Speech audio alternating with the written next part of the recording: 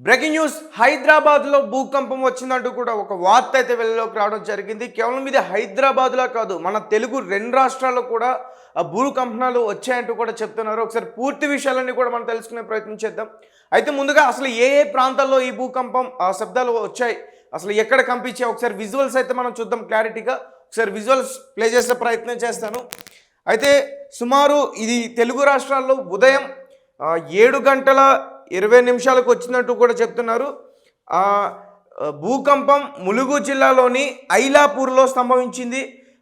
అడవిలో అంటే మేడారంకి దగ్గరలోనే భూకంప కేంద్రం ఉంది. రిక్టర్ స్కేలుపై దీని తీవ్రత 5.3గా ఉంది. ఇది భూమికి 35 నుంచి 40 కిలోమీటర్ లోతులో రావడం వల్లే ఈ ప్రకంపనలు తక్కువగా ఉన్నాయి. ఇదే భూకంపం భూమికి 10 కిలోమీటర్ల లోతులో వచ్చి ఉంటే దీని ప్రభావం చాలా ఎక్కువగా ఉండేదని చెప్తున్నారు. అంటే 30 నుంచి 40 కిలోమీటర్ల లోపు వచ్చింది కాబట్టి ఎటువంటి ప్రమాదం అయితే లేదు. కేవలం అంటే బిల్డింగ్స్ కానీ ఆ రోడ్లు కానీ జస్ట్ అట్లా ఒక 3 సెకండ్ల పాటు స్తంభించాయి. ఒకవేళ 10 కిలోమీటర్ల లోపు వచ్చుంటే, అంటే భూమి నుంచి 10 కిలోమీటర్ల లోపు వచ్చుంటే ఖచ్చితంగా బిల్డింగ్స్ కుదిపేసేవి, కొన్ని బిల్డింగ్స్ అయితే ఖచ్చితంగా పడేవంటూ కూడా ఇవి ఇంటెలిజెన్స్ వాళ్ళు చెప్తున్నారు. అయితే భూమికి 10 కిలోమీటర్ల లోతులోనే వచ్చి ఉంటే దీని ప్రభావం చాలా ఎక్కువగా ఉండేది. 30 కిలోమీటర్ల లోతులో రావడం వల్ల భూమి ఉపరితలంపై స్వల్ప ప్రకంపనలు మాత్రమే వచ్చాయి. అందువల్ల రెండు రాష్ట్రాల్లో ప్రజలు స్వల్ప ప్రకంపనలను మాత్రమే అనుభూతి చెందుతున్నారు. అయితే మరింత సమాచారం కోసం ఒకసారి మా ప్రతినిధి లైన్లో ఉన్నారు, ఒకసారి ఫోన్ చేసే ప్రయత్నం చేద్దాం. ఆదిత్య, చెప్పండి, మేడారం దగ్గరలోనే భూకంప కేంద్రం ఉంది, ఆ అధికారులు ఏం చెప్తున్నారు? తేజ, తెలుగు రాష్ట్రాల్లో ఉదయం 7 గంటల 27 నిమిషాలకు వచ్చిన భూకంపం ములుగు జిల్లాలోని ఐలాపూర్లో అడవిలో, అంటే మనం మేడారంకి దగ్గరలో ఉన్న ప్రాంతం అది. అక్కడ రావడం అనేది కాస్త సెన్సేషన్ క్రియేట్ చేసింది. అసలు హైదరాబాద్ లో భూకంపం, అంటే తెలుగు రాష్ట్రాల్లో భూకంపం అనేది మనం రేర్ గా చూస్తుంటాం. హైదరాబాద్ అయితే ఇప్పటి వరకు వచ్చినట్టు దాఖలాలు కూడా లేవు. కానీ ఇప్పుడు మాత్రం ఈ రిక్టర్ స్కేల్ పైన 5.3గా దీని తీవ్రత ఉంది. ఇది భూమికి 35 నుంచి 40 కిలోమీటర్ల లోతులో రావడం వల్లే ఈ భూ ప్రకంపనలు తక్కువగా ఉన్నాయి. ఇదే భూకంపం ఒకవేళ భూమికి 10 కిలోమీటర్ల లోతులోకి వచ్చి ఉంటే దీని ప్రభావం చాలా ఎక్కువగా ఉండేదని కూడా చెప్తున్నారు. 35 కిలోమీటర్ల లోతులో రావడం వల్లే భూమి ఉపరితలం పైకి కొద్ది ప్రకంపనలు మాత్రమే వచ్చాయి. అందుకే పెద్దగా ఎఫెక్ట్ ఏం చూపించలేదు. అందువల్ల తెలుగు రాష్ట్రాల్లో ప్రజలు స్వల్ప ప్రకంపనలు మాత్రమే అనుభూతి చెందారు. అసలు భూకంపం ఎందుకు వచ్చింది అని ఒక్కసారి చూసుకుంటే తేజ, భూకంపం ఒక చోట వచ్చిందంటే దానికి చాలా కారణాలు ఉంటాయంట.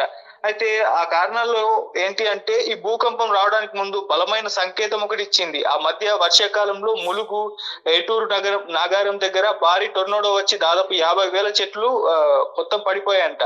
అక్కడే ఈ టొర్నాడో ఎందుకు వచ్చిందంటే, ఆ ప్రాంతంలో వాతావరణంలో మార్పులు వేగంగా వస్తున్నాయని. ఇక ఈ ములుగు ప్రాంతంలో సింగరేణి గనుల తవ్వకం ఎక్కువ ఉంది, అందుకు కూడా కారణం కావచ్చు అంటున్నారు.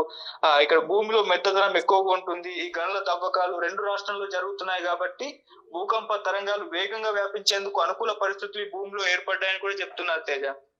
అలాగే ములుగు మాత్రమే కాకుండా తెలంగాణ అంతటా భూమిలో గోదావరి జలాలు పెరిగిపోయాయి. కాళేశ్వరం ప్రాజెక్టు భూమిలో నీరు బాగా పెరిగిపోయింది. ఎప్పుడైతే ఇలా నీరు పెరుగుతుందో భూమిలో ఫలకాలు కదలికలు తేలికవుతాయని నిపుణులు చెప్తున్నారు. అందువల్లే తెలంగాణలో భూకంప కేంద్రం ఉంది అని అంటున్నారు. Right, okay Aditya, thank you Teja, thank you. Right, అయితే హైదరాబాద్లో వచ్చిందని కూడా చెప్తున్నారు. అయితే హైదరాబాద్లో ఏ ప్రదేశాల్లో వచ్చిందో ఒకసారి నేను పూర్తిగా వివరించే ప్రయత్నం చేస్తాను. అయితే హైదరాబాద్ నగర పరిధిలోని వనస్థలిపురం, హయత్ నగర్, అబ్దుల్లాపూర్మేట్ పరిసర ప్రాంతాల్లో ఈ ప్రకంపనలు వచ్చాయి. ఉమ్మడి వరంగల్ జిల్లాలో ములుగు, హనుమకొండలో పాటు ఉమ్మడి ఖమ్మం జిల్లాలోని కొత్తగూడెం, భద్రాచలం, మునుగూరు, చింతగాని, చెర్ల, ఇల్లెందు, నాగులవంచ ప్రాంతాల్లో ఈ భూమి కంపించింది. ఉమ్మడి ఖమ్మం జిల్లాలో సుమారు 3 సెకండ్ల పాటు భూకంపనలు వచ్చినట్లు కూడా స్థానికులు తెలియజేస్తున్నారు. అయితే మొత్తం కూడా మార్నింగ్ నుంచి మనం చూస్తుంటే మనకి క్లారిటీ వస్తుంది. సీసీ కెమెరాలో రికార్డ్ అయిన విజువల్స్ అన్నీ కూడా కిచెన్లో కానీ, ఆ ఫ్యాన్ ఊడడం కానీ, ఆ బిల్డింగ్స్ దగ్గర ఆ బిల్డింగ్లు కదలడం కానీ, ఇవన్నీ చూస్తే కూడా చాలా భయంగా ఉంది.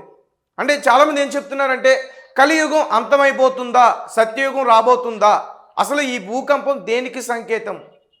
మా ప్రతినిధి చెప్తున్నట్టు అంటే అక్కడ చెట్లు పడిపోవడానికి ఇది ప్రధానమైన రీజనా? గతంలో ఇప్పుడు ఎక్కడైతే వచ్చిన ప్రాంతంలో వరదలు కూడా వచ్చాయి, సో దానికి ఇది కారణమా?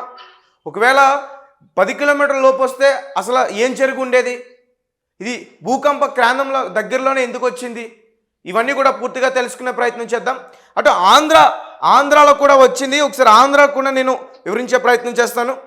ఆంధ్రప్రదేశ్లో విజయవాడ, విశాఖపట్నం, జగ్గైపేట, ఏలూరు, నందిగామ సహా పలు ప్రాంతాలు ఈ భూకంపాలు వచ్చాయి. తెలంగాణలోని హైదరాబాద్ నగర్లో పలు ప్రాంతాల్లో వచ్చింది. హైదరాబాద్ ఎక్కడ, విశాఖపట్నం ఎక్కడ, సుమారు 800 కిలోమీటర్ల దూరం ఉంది. అంటే అసలు ఏం జరుగుతుంది మన భూమి కింద, మన భారతదేశ భూమి కింద అసలు ఏం జరగబోతుంది? ఒక పక్క వరదలు వస్తున్నాయి. ముందు కేరళ మొత్తం చుట్టేసినాయి వరదలు. తర్వాత విజయవాడ, ఇటు ఖమ్మం, మొత్తం ఈ 2 రాష్ట్రాల్లో కూడా వరదలు చుట్టేశాయి. ఇప్పుడు చెన్నైలో కూడా వరదలు వస్తున్నాయి. భారీగా సంఖ్యలో వరదలు ఎప్పుడు నమోదు అవ్వనటువంటి తీవ్రత ఇప్పుడు నమోదవుతుంది. చాలామంది జనం చనిపోతున్నారు. ఇదే క్రమంలో ఒక పక్క ఒక భారీగా భూకంపం వచ్చే అవకాశం ఉందంటూ కూడా ఈ భూకంప కేంద్రాలు కూడా చెప్తున్నాయి. అసలు దేనికి సంకేతం? సో మా రెట్టివ్ ఏం చెప్తుందంటే ప్రజలందరూ కూడా జాగ్రత్తగా ఉండండి, దయచేసి ఈ 2 రోజుల పాటు మీ ఇళ్లలోనే ఉండండి, అసలు ఏం జరుగుతుందో కూడా పూర్తిగా అబ్జర్వ్ చేసే ప్రయత్నం చేయండి. అండ్ మీ దగ్గర ఏమైనా అంటే కొంచెం ప్రమాదం జరిగే అట్లా ఏదైనా అనిపిస్తే వెంటనే దాన్ని వీడియో తీసి మాకు షేర్ చేయండి. Thank you for watching.